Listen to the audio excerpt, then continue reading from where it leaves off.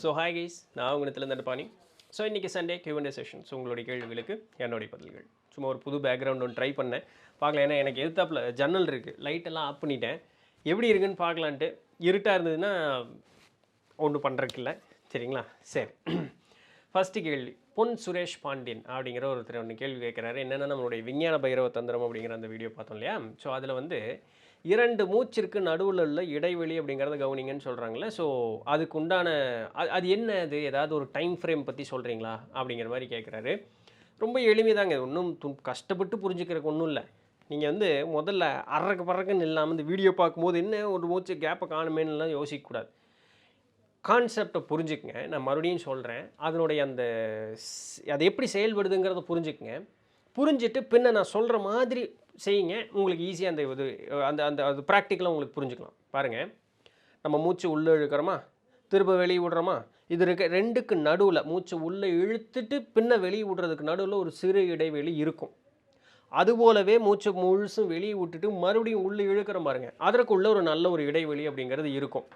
ஒரு ஓட்டப்பந்தயத்தில் இந்த உசேன் போல்ட்டே ஆனாலும் சரி, அவர் வேகமாக இழுத்து விடுற மாதிரி இருக்கும். ஆனால் உள்ளே போயிட்டு வெளியே வர்றதுக்கு நடுவில் ஒரு சிறு இடைவெளி அப்படிங்கிறது கண்டிப்பாக இருக்கும். ஒரு பொருளை தூக்கி மேலே போடுறங்க, அது என்ன பண்ணும்? கீழே வரத்தான் செய்யும். ஆனால் மேலே போன பொருள் கீழே வர்றதுக்கு முன்னாடி அதில் சில நொடி பொழுது அந்த இடத்துல அப்படியே ஸ்டாட்டிக்காக நிற்கும். இது இன்றைக்கி அறிவியல் சொல்லுது, சரிங்களா? அதுபோலவே நீங்கள் இப்போ நாய் துரத்தி ஓடினாலும் சரி, மூச்சு வந்து அப்படியே வேகமாக இழப்பெடுக்கிற மாதிரி விட்டாலும் சரி, ஒரு மூச்சு உள்ளே போயிட்டு வெளியே வர்றதுக்கு உண்டான ஒரு சிறு இடைவெளி இந்த இடத்துல இருந்தே தீரும். இதை புரிஞ்சுக்கிட்டிங்களா? ஸோ மூச்சு உள்ளே போய் வெளியே வர்றதுக்குள்ளேயோ இல்லை வெளியே வந்துட்டு உள்ளே போகிறதுக்கு நடுவுலையோ ஒரு இடைவெளி இருக்குது. ஈசனார் என்ன சொல்கிறார்? அந்த இடைவெளி மேலே உன்னுடைய கவனத்தை வச்சுக்கோங்கிறார். இவ்வளோ தான் அதில் சொல்லப்பட்டது. இது எதற்காக சொல்லப்பட்டது பின்ன சொல்கிறேன். இப்போ இந்த லாஜிக்கை புரிஞ்சிட்டிங்க இல்லையா? இப்போ வீடியோ பார்க்க இதை ப்ராக்டிஸ் பண்ணாதீங்க. ஒரு நிமிஷம் அதை பாஸ் பண்ணிவிட்டு பேசாமல் அப்படியே உட்காருங்க. என்ன பண்ணுங்க, முதல்ல அப்படி அமைதியாக உட்காந்துக்குங்க. எந்த திசை பார்த்து உட்காரணும், கீழே உட்காரணுமா, நாற்காலியில் போடணுமா, நீங்கள் என்ன வேணாலும் பண்ணுங்கள். அமைதியாக உட்காந்திங்கன்னா சரி. உங்களுக்கு எது வசதியோ அதை மட்டும், படுக்க மட்டும் செய்யாதீங்க, சரியா? உட்காந்துக்குங்க, சரிங்களா? உட்காந்துட்டு கொஞ்சம் இப்படி பொறுமையாக மூச்சு அப்படியே உள்ளே இழுத்து விடும்போது உங்களுக்கு அப்படியே அமைதியான ஒரு சூழல் நீங்கள் அப்படியே உணர்வீங்க. உடல் புத்தி பரபரன்னு இருக்கிறது அப்படியே ரிலாக்ஸ்ட் ஆகும். அந்த மாதிரி கொஞ்சம் உங்களை அப்படியே ஆஸ்வாசப்படுத்திக்கங்க. ஆஸ்வாசப்படுத்திட்டு அப்படியே மூச்சை கவனிச்சிட்டே இருந்தீங்கன்னு வச்சுக்கங்களேன். இப்போது நம்ம மேலே போகிற மூச்சு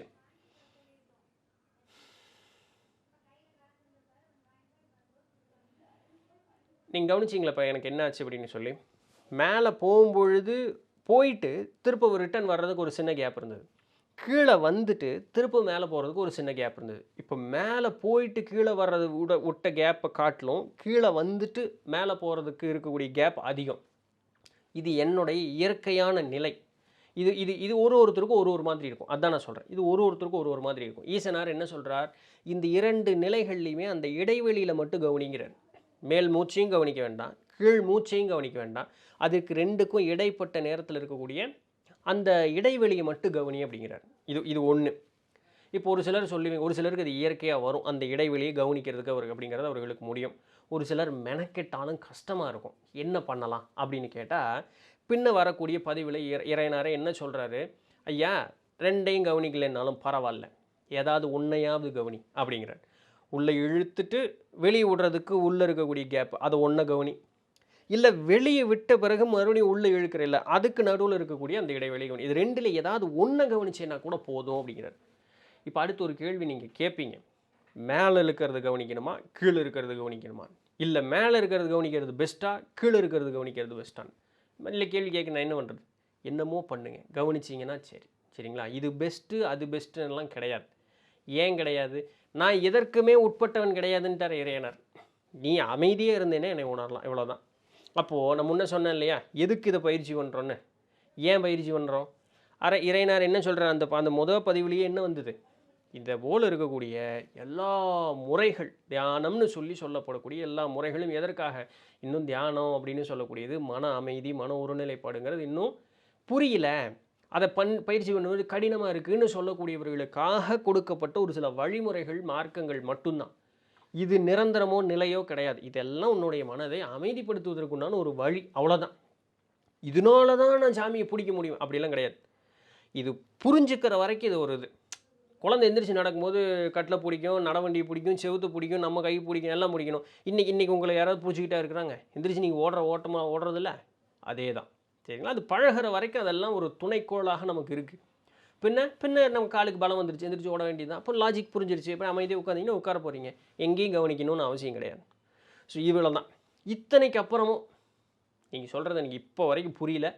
அப்படியே புரிஞ்சாலும் எனக்கு பயிற்சி பண்ணுறது கஷ்டமாக இருக்குது. இப்போ நான் வேறு என்ன பண்ணுறது? பரவாயில்ல. அந்த விஞ்ஞான பைரவ தந்திரம்ங்கிறதுல 112 தியான முறைகள் இருக்குது. ஒன்று போனாலும் 111 பாக்கி இருக்குது. ஸோ அதனால் கவலைப்பட வேண்டாம். அந்த பதிவுலேயும் 5 இது பார்த்துட்டோம். அடுத்த பதிவில் எனக்கு சரியாக ஞாபகம் இருக்குன்னு ஒரு 28 தியான முறைகள் பார்ப்போம். பின்ன அதுக்குண்டான பதிவில் ஒரு 30 தியான முறைகள் பார்ப்போம். ஸோ அப்படி வரும்னு பார்த்துங்களேன். ஸோ இது ஒன்று இல்லைனாலும் 111 பாக்கி இருக்குது. அதில் நீங்கள் எதாவது ஒன்று கூடவா நம்மளுக்கு வராது. 112ல் ஒன்று கூடவா நமக்கு வராது. அவ்வளோ கஷ்டப்படுவோன்னு நான் எதிர்பார்க்கலைங்க, இல்லைங்களா? ஸோ 112 ஒன்று தானே வரும். இந்த மூச்சுங்கிறதுக்கு உண்டான விளக்கம் இது தான். பயிற்சி பண்ண கஷ்டமாக இருக்க முடியல, பரவாயில்ல. சரிங்களா? இன்னும் 111 இருக்குது. அதில் ஏதாவது ஒன்று பார்த்துக்குவோம். சரிதானுங்களே? ஓகே. அடுத்து நம்மளுடைய ராதாகிருஷ்ணன் மாணிக்கவாசகம். டிபி பார்த்துட்டிங்களா? ஓகே, நல்லாயிருக்கு. அவர் என்ன கேட்குறாருன்னா, நம்ம இங்கே பூமிக்கு ஒரு நோக்கத்தோடு வர்றோம். அந்த நோக்கத்தை நம்ம இது பண்ணாமல் இந்த உலக வாழ்வோடு சேர்ந்து பிடிச்சோ பிடிக்கலையோ ஒரு வாழ்க்கையை வாழ்ந்துட்டு அப்படி நம்ம இருக்கோம். இது என்ன ஆகுதுன்னா, புது கர்மங்கள் தான் சேர்த்துக்கிட்டே இருக்கோம். இங்கே என்ன ஒரு நோக்கத்தை பூர்த்தி செய்வதற்காக வந்தோமோ அதை செய்கிறது இல்லை. ஸோ இதுக்கு எப்படி நம்ம நோக்கத்தை கண்டுபிடிக்கிறது, எப்படி இந்த வந்த நோக்கத்தை பூர்த்தி செய்வது அப்படிங்கிறது ஒரு கேள்வி. அடுத்தது என்ன அப்படின்னா, அவர் கூடவே ஒரு வார்த்தையும் கேட்குறார். ஒருவேளை நாம் இங்கே துன்பப்பட்டு தான் கர்மத்தை கழிக்கணுங்கிறதுக்காக ஒரு பிறப்பெடுத்துட்டு வந்திருந்தோன்னா அப்படிங்கிற ஒரு கேள்வியும் கேட்குறார். சரி, அந்த பதிவுலேயே நான் சொல்லியிருந்தேன், பட் இருக்கட்டும், பரவாயில்ல. பாருங்கள், ஒரு மனிதனுக்கும் நம்ம விருப்பம் அப்படின்னு சொல்லக்கூடியது ஏதோ ஒன்று மேலே ஒரு விருப்பம் அப்படிங்கிறது அவர்களுக்கு இருக்கும். அவர்களுடைய வாழ்க்கை இதை நோக்கி போகணும் அப்படின்னு சொல்லக்கூடியது அவர்களுக்கு ஆழமாக அவர்களுடைய மனசில் பதிஞ்சிருக்கும். இது இப்போ வளர்ந்து நம்ம ஒரு சூழலுக்குள்ளே ஆட்கொள்ளப்பட்ட பிறகு இதை சிந்திச்சு பார்க்கும்போது நமக்கு இதை உணர்ந்து கொள்வது அப்படிங்கிறது கொஞ்சம் சிரமமாக இருக்கும். இது அழகாக யாருக்கிட்ட பார்க்கலான்னா, சின்ன குழந்தைகள்கிட்ட பார்க்கலாம். அதனால தான் அந்த காலத்தில் ராஜாக்களும் பணக்காரங்களும் என்ன பண்ணுவாங்க, நிறைய பொருட்கள் அப்படி பரப்பி போட்டுட்டு அந்த குழந்தை தவிழ ஆரம்பித்ததுக்கப்புறம் அதை அப்படியே போய் எடுக்க வைப்பாங்க. அது இயற்கையாக தனக்கு எது தேவையோ அது மேலே போய் எடுக்கும். சரிங்களா? அப்போ அதை புரிஞ்சுக்குவாங்க. ஓ சரி, இவனுடைய திறன் இதை நோக்கி தான் இருக்குது அப்படின்ட்டு. அப்போ ராஜா குழந்தைன்னா எல்லாம் சொல்லி தருவாங்க. நாளைக்கு ராஜ்யம் தான் ஆள போகிறான், ஆனால் அவனுடைய திறமை எதற்கு கீழே இருக்குது அப்படின்னு பார்த்துக்குவாங்க. இல்லை இந்த வாரிசு ராஜாவாக தான் போகுதா, இல்லை வேறு ஏதாவதுக்கு அதுக்கு மதிநுட்பம் இருக்கான்னு பார்த்துக்குவாங்க. ஆனால் அன்றைக்கி என்ன 5-6 குழந்தை இருந்தது. ஏதாவது ஒன்றாவது நம்மளுக்கு ஏற்ற மாதிரி இருக்குங்கிறதுக்கு கவலை இல்லாமல் இருந்தது. இன்றைக்கி ஒரு குழந்தை தான். அந்த ஒரு குழந்தையும் வளர்ந்து போய் இப்போ நம்ம ரூபத்தில் நம்ம இருக்கிறோம். இன்னி எப்படி கண்டுபிடிக்கிறது? இன்னி என்ன நம்ம தவுந்து போய் பொருளையாக எடுக்க முடியும்? வாய்ப்பில்லை. அப்போது பொறுமையாக நீங்கள் முதல்ல உட்காரணும். சிறு பிள்ளையாக இருக்கும் பொழுது நீங்கள் எங்கே சூழலில் வேணாலும் நீங்கள் இந்த நாட்டுக்கு ஜனாதிபதியாக வேணாலும் இருங்க, அதெல்லாம் கவலை இல்லை. இப்போ இந்த சூழலில் அதெல்லாம் இப்போ கவலை இல்லை. முதல்ல பொறுமையாக உட்காருங்க. சிறு வயதில் இருக்கும் பொழுது உங்களுக்கு எதன் மீது நாட்டம் அப்படிங்கிறது இருந்ததுங்கிறத கவனிங்க. ஒரு சிலருக்கு புல்லாங்குழல் வாசிக்க பிடிக்குமா இருக்கும், ஒரு சிலருக்கு வீணை பிடிக்குமா இருக்கும், ஒரு சிலருக்கு பாட்டு பாட பிடிச்சிருக்குமா இருக்கும். இன்றைக்கி நம்ம என்ன சொல்கிறோம், குரல் வளமெல்லாம் இல்லாமல் இருக்கலாம், ஆனால் சிறு வயதில் பிடிச்சிருந்துருக்கும். அதுக்கு பயிற்சி பண்ணியிருந்தோம், நல்லா பாடியிருப்போமோ என்னவோ அது தெரியாது. ஒரு சிலருக்கு ஃபோட்டோகிராஃபி, வீடியோகிராஃபி, இல்லையா, ஊரை சுத்தம் செய்வது, வீட்டை சுத்தம் செய்வது, இல்லை பிறருக்கு உதவி செய்வது, சாமி கும்பிட்றது, சாமியாராக போகிறது, தியானம் பண்ணுவது, இல்லையா, இதெல்லாம் உண்டு தானே. இப்போ கூடங்க நான் வேலை செய்யும் பொழுது என் கூட வேலை செஞ்ச அந்த பொண்ணுக்கு உடைய சொந்தக்கார ஒரு பொண்ணு, அந்த இப்படியும் 1-2 பிள்ளைகள் நான் கேள்விப்பட்டிருக்கேன். இந்த பெண் புரட்சி எல்லாம் பேசிக்கிட்டு இருக்காதிங்க. எனக்கு அதெல்லாம் சொல்கிறதே புள்ள தான். இந்த இந்த இந்த நியாயமெல்லாம் என்கிட்ட பேசிட்டு வராதிங்க. ஆம்பளைன்னா வேலை செஞ்சு எனக்கு எல்லாத்தையும் கொடுக்கட்டும். நான் என்னுடைய வேலை என்ன, என் புருஷனை நான் நல்லா பார்த்துக்கிறேன், புள்ள குட்டி பெற்று தர்றேன், மாமனார் மாமியார் நல்லா பார்த்துக்கிறேன், வீட்டை நல்லா பார்த்துக்கிறேன். ஸோ எனக்கு நான் ஒரு அழகான ஒரு நல்லது ஒரு குடும்ப பெண்ணாக நான் எனக்கு இருக்கணும். இதுதான் என்னுடைய நோக்கம். நான் படிச்சிருக்கேன், எனக்கு இந்த சமுதாயத்தில் மதிப்பு மரியாதையோடு இருக்கக்கூடியதற்கு உண்டான அளவுக்கு நான் என்னுடைய திறனை வளர்த்தி வச்சுருக்கேன். எங்கள் அப்பா அம்மா எந்த வகையிலையும் ஏப்பச்சேப்பையான ஆளு கிடையாது. எங்கிட்டையும் காசு பண்ணி எல்லாம் இருக்குது. இப்போ நான் வேலைக்கு போனதுனால நான் என்னால் நல்லா சமையல் எல்லாம் ஓகே. ஆனால் என்னுடைய விருப்பம் நான் அழகான ஒரு குடும்ப பெண்ணாக இருக்கணும். இதுதான் என்னுடைய. இப்படியே சொன்ன ஆட்கள் இந்த ஃபெமினிசம் எல்லாம் எங்கிட்ட பேசிட்டு எனக்கு அதெல்லாம் பிடிக்காது அப்படின்ட்டு சேர்ந்து புள்ள கட்டிட்டு சந்தோஷமாக தான் இருக்கிறாங்க 2 பேரும் பாருங்க. எந்த ஆம்பளைக்கு ஏன் இதெல்லாம் வேண்டான்னு சொல்லுவாங்க. இன்றைக்கி இப்படி ஒரு புள்ள கிடைக்கிறது பொக்கிசமாட்ட ஒரு பிள்ளையாகி போச்சு. அந்த காலத்தில் நிறைய பெண்கள் இப்படி தான் இருந்தாங்க. ஆம்பளைக்கு ஓவர் அட்வான்டேஜ் எடுத்து எல்லாத்தையும் எடுத்து குட்டி சவறு பண்ணிட்டாங்க. ஸோ இன்றைக்கி வந்து தேடி பிடிக்கிற மாதிரி ஆகிப்போச்சு அந்த மாதிரி ஒரு சூழல். இப்போ எதுக்காக சொல்ல வரேன்னா, இது இயற்கையான சூழலில் ஒவ்வொருத்தருக்கும் ஒவ்வொரு நிலை அப்படிங்கிறது இருக்கும். இப்போ இதுபோல் இருக்கக்கூடிய பெண்கள் நீங்கள் வேலைக்கு அனுப்பிச்சிங்கன்னு வச்சிங்களேன், அதுதான் உங்களுக்கு டார்ச்சராக இருக்கும். புரியுதா நான் என்ன சொல்ல வரேன்னு? இப்போது அந்த பெண் அந்த இயற்கையோட குணத்தோடு இருக்கிறனால அந்த பொண்ணுக்கு பிரச்சனை இல்லை. இப்போ இதுபோல் இதில் ஆணோ பெண்ணோ அவரவர்களுக்கு உண்டான வேலையில் செய்கிறது பாருங்கள், அவங்க மகிழ்ச்சியாக இருப்பாங்க. அவனுக்கு காசு பணம் இருக்கணும், சொந்த வீட்டில் இருக்கணும், நல்ல ஒரு லேவிஷான ஒரு லைஃப் ஸ்டைல் இருக்கணும். ஒரு ஒரு ₹100 ஒரு ஜூஸு இல்லையா? இன்றைக்கி ஒரு ஜூஸ் ₹100, ஒரு இளநீ ₹50 ஆகிப்போச்சு. ஒரு ₹50 கொடுத்து எனக்கு குடிக்கணும் அப்படின்னு நினச்சா சங்கடமிடாமல் அந்த ₹50 என்ன இந்த உனக்கு வேணுமா அப்படின்னு சொல்லி இன்னும் 2 பேர்த்துக்கு சேர்த்து ₹150 கொடுத்து வாங்கக்கூடிய ஆட்கள் உண்டு. ஆனால் அவன் மனசில் நிம்மதியோடு இருக்க மாட்டான். இவன் ₹50 குடிக்கணும்னு நினைப்பான். சரி பரவாயில்ல, ஏன்னா அவன்கிட்ட ₹50 இருக்காது. இல்லை அந்த ₹50 இருந்தாலும் அந்த ₹50 மட்டும்தான் அவன்ட்டு இருக்கும். ஆனால் பரவாயில்லன்ட்டு அவன் போனாலும் அவன் மனசு நிம்மதியாக இருப்பான். ஏன்னா அவனுக்கு பிடிச்ச வேலையை அவன் செஞ்சுக்கிட்டு இருக்கான். இப்போ அந்த ₹50 கொடுத்து அந்த இளநீ குடித்தாலும் குடிக்கலைன்னாலும் அவன் வயிறு வேணால் சூடாகலாமல் இருக்கும் சூழல்னா, அவன் மனசு குழுகுழுன்னே இருக்கும். ஏன்னா அவனுக்கு பிடிச்ச வேலையை அவன் செய்வான். புரியுதா நான் என்ன சொல்கிறேன்? இது எதனாலனா, அந்த சிறு வயதிலிருந்தே அவர்களுக்கு பிடித்தார் போலவே அந்த வேலையை செஞ்சு இது எல்லாத்துக்கும் அமையறதில்ல. ஒரு சில பெற்றோர்கள் அதுக்கு அனுமதிக்கிறது உண்டு. இல்லைன்னா வளர்ந்து வந்ததுக்கப்புறமும் ஒரு சிலர் அந்த போராளி குணத்தோடவே வருவாங்க.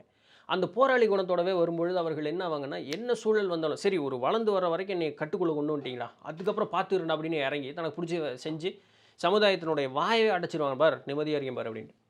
இப்போ சமுதாயத்தை பொறுத்த வரைக்கும் நீங்கள் பேர் புகழ் அந்தஸ்து கௌரவத்தோடு இருந்தால் தான் நீங்கள் நல்லவேன்னு சமுதாயம் சொல்லும். ஆனால் அவனுக்கு அதை பற்றியெல்லாம் கவலையே இருக்காது.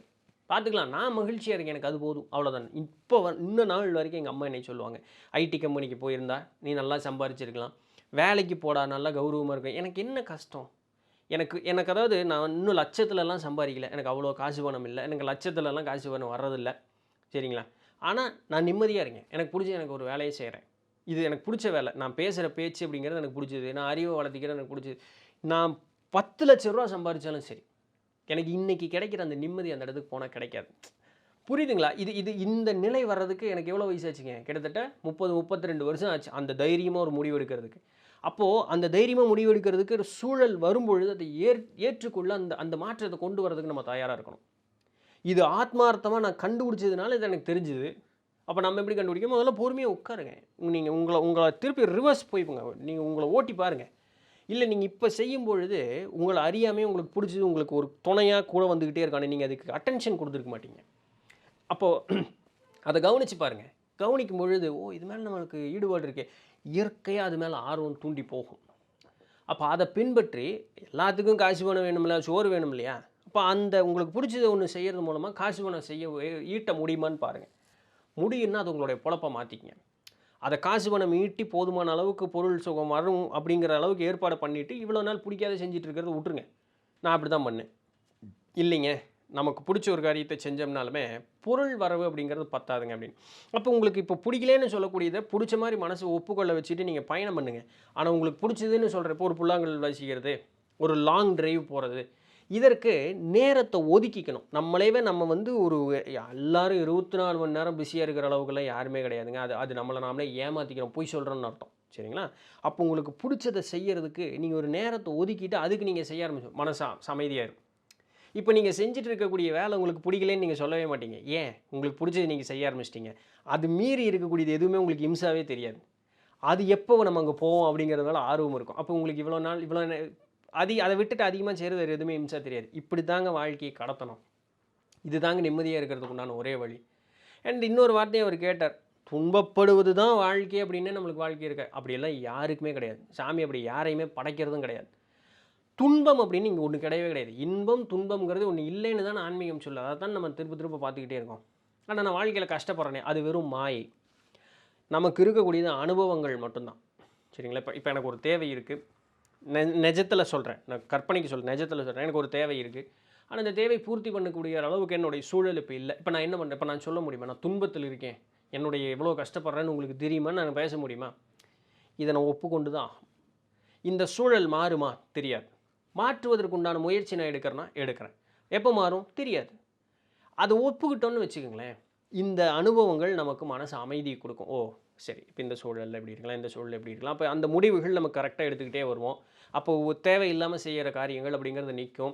நம்மளை நாமளே ஒரு ஸ்ட்ரீம்லைன் பண்ணி கரெக்டாக கொண்டு போவோம். அனுபவங்கள் கூட்டிகிட்டே இருக்கும், மனசு அமைதி இருக்கும். நம்மளை அறியாமே நமக்கு வேணுங்கிறத வந்து எதிர்காலத்தில் ஒரு இடத்துல அடைஞ்சிருப்போம். என்ன நமக்கு இன்றைக்கே கிடச்சா நல்லா இருக்கும்னு நினைப்போம். ஆனால் நமக்கு சூழல் அப்படி இல்லை. என்ன பண்ண பின்ன தாண்டி தான் கிடைக்குன்னு ஒரு நிலை இருக்குது. அப்படி தான் கிடைக்கும். சரி, விருப்பப்பட்டது கிடைச்சதில்ல, மகிழ்ச்சி. ஆனால் இங்கேருந்து அங்கே போகிறதுக்குள்ளே நம்மளை நாமளே போட்டு டார்ச்சர் பண்ணியிருந்துருக்க மாட்டோம். அமைதியாக நின்றுட்டு அந்தந்த நிகழ்வுகளில் இருக்கக்கூடிய அனுபவங்களை அப்படி மனசார எடுத்துக்கிட்டு மகிழ்ச்சியாகவே பயணிச்சுக்கிட்டே இருப்போம். அப்பப்போ சாமிகிட்ட போய், என்ன சாமி நீயே சரி ஏதோ நல்லா பண்ணு, உனக்கு தெரியாமல் ஒன்றும் இல்லைன்னு போயிட்டே இருக்க வேண்டியதுதான். வேறு என்ன பண்ண முடியும்? நான் திருப்ப திருப்ப சொல்லும்பொழுது என்ன பண்ண முடியும் அப்படின்னு கேட்டால், அது என்னங்க கையாலாகாதனமா இல்லை, நிஜமாக என்ன பண்ண முடியும்? எங்கே நீங்கள் போய் ஜனாதிபதி ஆகணும் நான் விருப்பப்படுங்க. இன்றைக்கி எத்தனை பேர் வந்து கமெண்ட்டில் டைப் பண்ணுறாங்க, நான் பிரதமராக இருந்தேன்னா, நான் முதலமைச்சராக இருந்தேன், எங்கள் ஆய் கேட்டு பார்க்கலாம். அவ்வளோதான். புரியுதா? அது முடியாதுன்னா முடியாது தான். அதை ஒப்புக்கிட்டு தான் ஆகணும். சரிங்களா? நான் திடீர்னு நாளைக்கு ஒலிம்பிக்ஸில் ஓடணும், ஒலிம்பிக்ஸில் நான் வந்து ஓடணும், என்னால் முடியுங்க, ஓடு பார்க்கலாம், போய் ஒலிம்பிக்ஸில் கோல்டு மெடல் வாங்கிடும், யார் வேணாலும் பேசலாம், மோட்டிவேஷன் யார் வேணாலும் பண்ணலாம். ஆனால் அவங்களாலேயே அதை வந்து சாதிக்க முடியுமாங்கிறது கிடையாது. ஸோ அதனால் ஒரு சில சூழல்களை அனுபவங்களாக ஒப்பு கொண்டு போகும்பொழுது அது இன்பமாகவும் தெரியாது, துன்பமாகவும் தெரியாது. நம்ம பாட்டுக்கு இப்படி வேகமாக கடந்து போய்கிட்டே இருப்போம் அந்த இடத்த விட்டு. அப்போ என்ன ஆகும்னா, அந்த அந்த அதை வந்து நம்ம ஆத்மார்த்தமாக ஏற்றுக்க ஆரம்பித்து மனசு அமைதி அடைஞ்சோடனே நீங்கள் துன்பம்னு சொல்லக்கூடியது உங்களுக்கு துன்பமாக தெரியாது. அது உங்களை விட்டே விலகி போயிடும். இப்படி தான் கருமங்களை கழிக்க வேண்டுங்கிறத நல்லா புரிஞ்சுக்கணும். நீங்கள் அதுக்கு முட்டி மோதி இது பண்ணிகிட்டு இருந்தீங்க அப்படின்னு சொன்னால் அது உங்களை விட்டு எங்கேயும் போக போகிறதில்ல. அது உங்களுக்கு எச்சா தான் தொந்தரவாக இருந்துக்கிட்டே இருக்கும். ஒரு சின்ன ஒரு கேப்பு, இந்த சின்ன குழந்தைய இருக்கும்போது ஒரு இது படிச்சிருக்கும்ல, ஒரு பெரிய ஜாடி இருக்கும், ஒரு குட்டி பையன் வந்து இது எடுப்பான், ஒரு குண்டு பையன் கையை விட்டு இப்படி அள்ளி இப்படி எடுக்கும்போது அவனுக்கு வெளியே வராது, கையை அழுதுகிட்டே இருப்பான். அப்போ அங்கே ஒருத்தர் வந்து, சாமி நீ அது முதல்ல விடு, இல்லை எனக்கு முட்டாய் வேணும், சரி எடுத்துக்கலாம், இப்போ நீ விடு, அது அந்த முட்டாய் எல்லாத்தையும் விடு, ஒன்று மட்டும் எடு, அப்படி ஒன்று மட்டும் எடுத்தோன்னு கை வெளியே வந்துடும். அப்போ இது எப்படியே அப்படின்னோடனே, நீ ஒன்றா கூட எடுத்துருக்கலாம்ல, அப்படியே எடுக்கும்போது தானே பிரச்சனைன்னு சொல்லி அவங்களுக்கு எது சொல்லுவாங்க. அது போல தான் அனுபவங்கள் வந்து எல்லாமே நான் எல்லாம் இது பண்ணணும், அது இப்படி இப்படி இன்னும் முட்டி போது பார்த்துக்கிறேன் அப்படின்னா அது ஒன்றும் நடக்காது. அது ரிலாக்ஸ் பண்ணணும். அந்த ரிலாக்ஸ் பண்ணிவிட்டு இப்போ என்ன ஒன்றில் கவனப்படுவோம் அப்படின்னு அந்த ஒன்றை சாதிச்சிட்டோம்னு வச்சுங்களேன், அப்படியே இலகுவாக அப்படி கடந்து போயிடுவோம். இப்படி தான் வந்து நம்மளுடைய வாழ்க்கையில் வந்து கர்மங்களை கழித்து கொண்டு அப்படியே கடந்து போகிறது. ஒரு கட்டத்தில் எப்படி இருப்பீங்க நீங்கள்? மனசு அமைதியாக இருக்கும், சாந்தமாக இருப்பீங்க. உங்களுடைய நிலையை உங்களாலேயே விளக்க முடியாது. அவ்வளோதாங்க சந்நியாசம், அவ்வளோதாங்க ஆன்மீகம். அமைதி அடைஞ்சிட்டிங்களா, அதுக்கு மேலே வேறு என்ன இருக்கும்? பேசாமல் இருப்பீங்க. அவ்வளோதான் ஆன்மீகம். அதுக்கப்புறம் அது வீடும் இல்லை, தெருவும் இல்லை, எல்லாம் ஒன்றா தான் இருக்கும். பேசாமல் இருப்பீங்க. அப்படியே கந்தல் துணி என்ன, சாத பட்டு துணி என்ன, எல்லாம் ஒரே மாதிரி தான் இருக்கும். ஆனால் அந்த ஒரு நிலைக்கு நம்ம வரணும். அதுக்கு எப்படி அந்த அந்த படிப்படியாக அப்படி கடந்து போகும்பொழுது அந்தந்த சூழல் ஒன்றுன்னா அந்த களைஞ்சிக்கிட்டே வரும்பொழுது அது அப்படியே நம்ம வந்து அப்படியே அமைதியாக இருந்துக்கிட்டே இருப்போம். இவ்வளோ தான் ஆன்மீகம், இவ்வளோ தான் சந்நியாசம். இதுக்கு போய் நீங்கள் எதுக்கு 10,000 ரூபா கொடுக்கணும், 20,000 ரூபா கொடுக்கணும், லட்சம், நீங்கள் எத்தனையோ லட்சங்களில் காசு வாங்கிட்டு ஆன்மீகம் சொல்லி தரங்கிற ஆட்களில் உண்டு. எதுக்குங்க அங்கே போய் என்னங்க ஆக போகுது? இந்த மன அமைதியே இல்லாதப்போ கோயில் குளம் ஏறி இறங்கி என்ன, பல ஆயிரத்துலேருந்து லட்சம் செலவு பண்ணி என்ன, பரிகாரம் செஞ்சு தான் என்ன, அந்த முறை இந்த முறை அப்படி தலைகீழாக நின்னா தான் வந்து குண்டலினி இறங்குன்னு சொல்கிறதெல்லாம் என்ன அர்த்தமே இல்லை. என்னங்கிறீங்க? ஸோ அதனால் இப்படி தான் கர்மங்களை கழிக்கணும், இப்படி தான் கழிக்கணும். நிறைய பேர் அதை பண்ணுறதில்ல, புரிஞ்சுக்கிறதில்ல, முட்டி மோதி சாதிச்சு காட்டுறேன்னு நீங்கள் ஆன்லைனில் ஒரு 60 செகண்ட் ரீல்ஸ் பார்த்துட்டு வாய் பேசுகிற ஆட்களோ, வாழ்க்கையை துன்பப்படுத்திக்கிற ஆட்கள் நிறைய பேர் உண்டு. அது பயனில்லை. சரிதானுங்களேன்? ஸோ இதுதான் இன்றைக்கு உண்டான செய்தி. பிடிச்சிருந்திருக்கும், இன்ஃபர்மேட்டிவாக இருந்திருக்கும் அப்படின்னு நம்புகிறேன். நாளைக்கு வேறு ஏதாவது ஒரு சுவாரஸ்யமான செய்தியில் சந்திப்போம். அது வரையும் தொடர்ந்து எழுதுங்கள். நான் உங்கள் இடத்துல தண்டபாணி. நன்றி.